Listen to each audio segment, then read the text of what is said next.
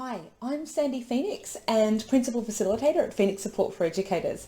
I'm just going to pop in here to talk to you for a moment around behaviour and our own behaviour and wellbeing and children's behaviour and all things behaviour and psychology. And so I just wanted to spend 10 minutes chatting to you around what that means and hopefully you can sort of take something from that from a positive psychology lens or angle, or perhaps around wellness and well-being, or perhaps around understanding other people's behaviour. But one of the things that really guide and drive my thirst for knowledge at the moment around current and emerging trends is the emerging research from the positive psychology field.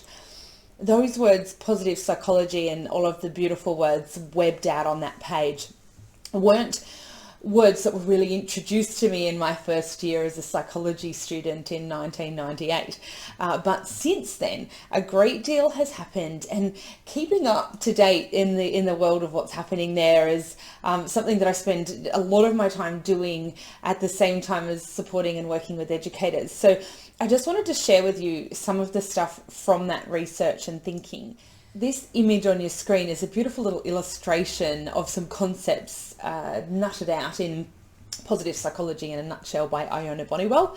Really nice book if you want to check that out for some broad brushstrokes of some big ideas within the field. But moving away from that at the moment and looking back historically about what we know about why do people behave the way they do, some of the theoretical frameworks and ideas influencing what we do here at Phoenix Support, and certainly within the development of the Phoenix Cups framework, as these ones here on your screen. So of course, Maslow, who studied what he called self-actualizers. And according to Maslow, so far as motivation is concerned, healthy people capable of realizing their potential have sufficiently gratified those basic human needs on the bottom of that hierarchy. So around physiological needs and safety and security and love and belonging and self-esteem, so that they're motivated primarily then by trends towards self-actualization. He said self-actualization was the ongoing actualization of potentials, capacities and talents as fulfilment of their life mission. It's beautiful and interesting work, and in cup language, Maslow suggested we needed to fill some cups before others. He also explored ideas around peak experiences, which are moments of these highest happiness and fulfillment, and self-actualized people are more likely to experience these more often. So, that tip of the pinnacle there is really the epitome of wellness and well-being. Glasser, however, proposed another idea within his choice theory, that instead of all of us having the same hierarchy, that we all have these different needs profiles. So he called them a needs strength profile. And he said some people have more of a need strength towards, for example, power than other people who might have more of a need strength towards love. He proposed 5 different needs, just like Maslow did, also psychological needs, as well as 1 physiological need. So Glasser's physiological need, just like Maslow's, was around survival and physiological needs. And then his psychological needs of love and belonging, then power, freedom, and fun. I work with Dr. Louise Porter, who has been doing this work for a really long time as well, and has produced a beautiful model of needs in the form of this tree, and she developed that in 1994. And then, of course, there is the work from positive psychology by people like Seligman and Csikszentmihalyi, who are constantly developing more and more ideas based on their massive influx of research that we're now able to do thanks to the World Wide Web and the ability to survey millions of people at our fingertips. So all of these ideas and more influence the way that the psychology that I use when developing the Phoenix Cups framework. But add to that the information that my husband, Christopher Phoenix, brought to this whole framework when he wrote the Phoenix Cups book with me. And so to add to the psychology there around Maslow's hierarchy of needs and choice theory came other ideas from philosophy, from the things that put sparks in Chris's eye, and particularly these couple of ideas on the screen here, the will to life which was Schopenhauer's idea about our constant need and will to survive and reproduce, and Nietzsche's idea around the will to power, to assert ourselves. And these ideas developed what we've come to know, the will to fill our cups within the Phoenix Cups language. So let me give you a really brief kind of Phoenix Cups in a nutshell. What does this mean? What is it about? How can I use it? And I think that to answer that really briefly, how can you use it? You can use it as a shared language to share information, to have conversations about your existing knowledge and ideas around these things, and then and weave that into to a conversation that is difficult to have without a shared language. So understanding why people behave the way they do can be simply explained using an analogy about cups. We're all motivated to choose behaviors to meet our needs. In fact, it has been argued that every single behavior we do is to meet one of our basic human life needs. Now imagine those needs as 5 different size cups. We call those cups your safety cup, your connection cup, your mastery, freedom, and your fun cup. The difference between each of us is that we all have different size cups, which makes up our unique profile. Using this analogy, you could say that every behavior we choose is to fill a cup. When our cups are full or filling, we have a really strong sense of well-being. And when they're emptying, we're driven to choose behaviors to fill them back up again. So that's essentially the framework that I'm talking about in a nutshell. And I can and do talk about it for hours at a time, but I'm limiting myself to a really short space of time here. But a couple of other ideas I wanted to get across to you so that we can think together about this idea of creating our own plans for wellness and well-being, and also understanding each other's behaviors, is a couple of other little finer parts of the framework. So first of all, like I've said, each cup represents a basic human life need, and there is a little bit more information, and there's downloads and PDFs in your courses that are provided. So this is one of the PDFs that you can download there, where we talk about all 5 of the cups, what could go in each cup, and then the outcomes of a full cup. The other thing that's important to know is we all have different size cups that represents our unique need strengths profile, as Glasser would have called that. So we call it different size cups. So to give you a little bit of an example of what that looks like, I'll show you mine versus my husband's, Chris's. So there is Chris's dominant freedom cup. It's huge in his needs profile. He's much more balanced across his other needs than I am. I have a dominant mastery cup and a very, very small safety cup. And so that's an example of different needs profiles. Now, here's another thing that's important to understand when we're using this language together. Every behavior we choose is to fill one of those cups. And so those 3 points in your screen here are the things that I've just covered. Each cup represents a different basic human life need. We all have different size cups. What's important about that is our needs strength profile never changes throughout our lifespan. It's genetically gifted to us. But every behavior we choose is to fill a cup. And what happens there then is that when a cup is emptying, we're driven to choose behaviors to fill it back up again. I should note that when we're talking about we're constantly choosing behaviors to fill up our cups, behaviors are not just actions. Behaviors are both thoughts and actions. So we can have cup emptying and cup filling thoughts, which are behavioral choices. So Chris has put an example here of a cup emptying thought might be nobody loves me. That empties our cup. It creates more will to fill in that cup, which is a really useful drive when that's a connection cup there. So when a connection cup is getting empty, we get a will to fill there to drive us to reconnect and to fill that connection cup back up again. A cup filling thought would be, I am loved by my friends, family, and self.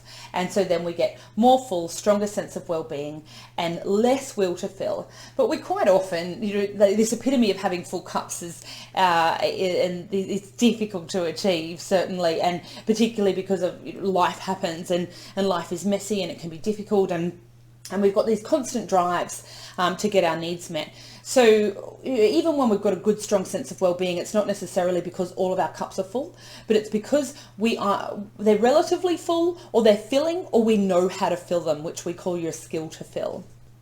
So now let's look at what does this mean for our well-being. So when a person has full cups, they feel good and have a strong sense of well-being. When their cups are emptying, a person feels this unease, disharmony, and they're driven to choose behaviors that fill up their cups.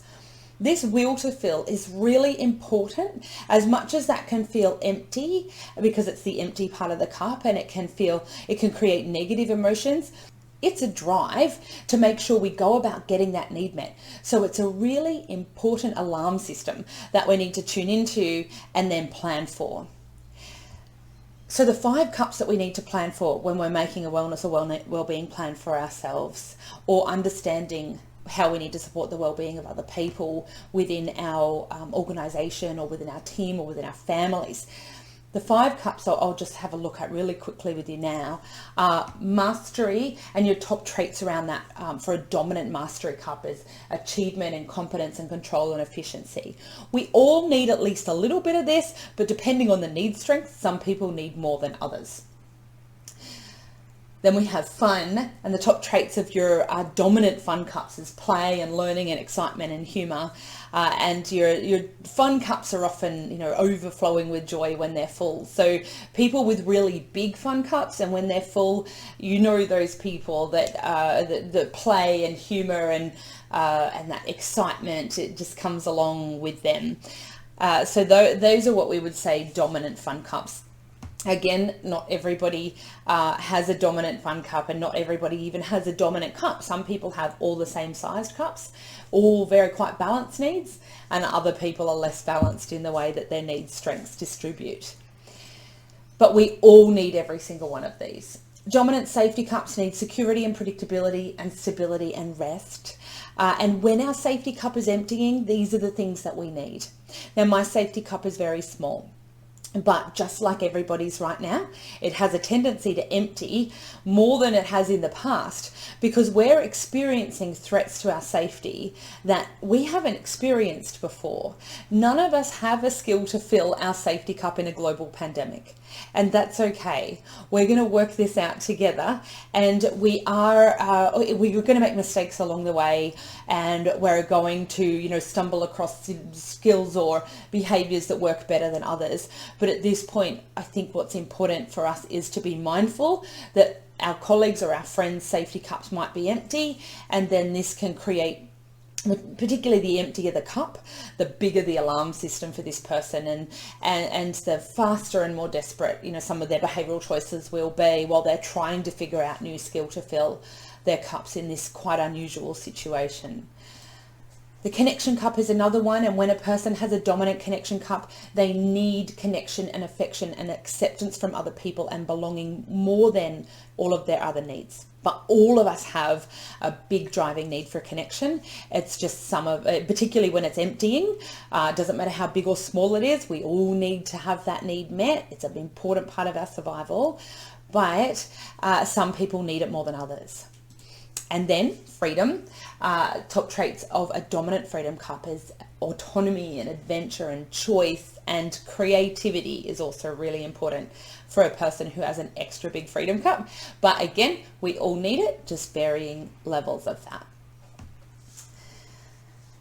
This quote, Chris quotes from Schopenhauer: "It's difficult to find happiness within oneself, but it is impossible to find it anywhere else." It's something, these ideas are something that really drive our thoughts and ideas around the Phoenix Cups framework and how we implement this to support people with their well-being. While well-being is something that we need to come together, we need to connect, we need to make sure that we're connected to our tribe. Well-being needs to be considering the social context. We also need to think about how we can understand our own personal and individual needs and how we can plan for them and build our own capacity to get those met, as well as the people in our immediate tribe. Please, while I say that, please don't think that it's your responsibility to go filling other people's cups, because you're going to get really exhausted doing that. It is important, however, to support the creation of an environment where people can go about doing their behaviors they're driven to do to get their needs met, and have a say in what that looks like for them. So a cup filling plan, what that is consciously filling or planning how to fill our cups to achieve some sort of fulfillment. And this looks different for every person. So what you can do, and what we certainly step out in the 28-day challenge, is what are some ways we can to fill our cups at home, and what are some ways we can fill our cups at work, and what does this look like for you? Also, what does your own personal profile look like? Do you have a dominant cup, or do you have mostly the same size cups? Do you have a really balanced needs profile, or do you have a small cup and a big cup? You can answer that question, and if you're on the professional learning program, personal cup filling plan, you'll already know this, but you can get a bit of a guide to work out what your cups profile is at thephoenixcups.com.au, where you can take the quiz, and which is just a bit of fun, 30 questions, and it'll give you a guide to work out what could be your biggest cup, or it'll certainly give you some questions and thoughts to ponder and reflect. It will email you a 2-page result. We say that if that looks like you and you're really comfortable with that result, and you think that it reflects who you are, then awesome, we're glad we got it right. But if you want to reorder a couple of cups in the result you got, please do, because it's a 30-question quiz, not a 200-question quiz. It's not going to be as accurate as it could be if you were answering 200 questions. But it certainly does give you, a pretty good guide. So have fun with that, and have fun talking with your team about it. It's a free quiz. You can do that and read more about the cups on the website there as well.